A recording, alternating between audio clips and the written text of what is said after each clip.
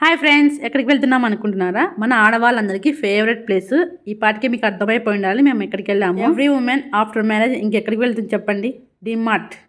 Hour favourite place. అదేంటో డిమార్ట్కి వెళ్ళగానే చంద్రముఖిలా అయిపోతాం. అవి కొందాం ఇవి కొందాం, అది ఇది అని తెగ చూసేస్తాం. కానీ మన హస్బెండ్స్ ఉంటారు కదా, వాళ్ళు ఏది కొనివ్వరు పక్క నుండి.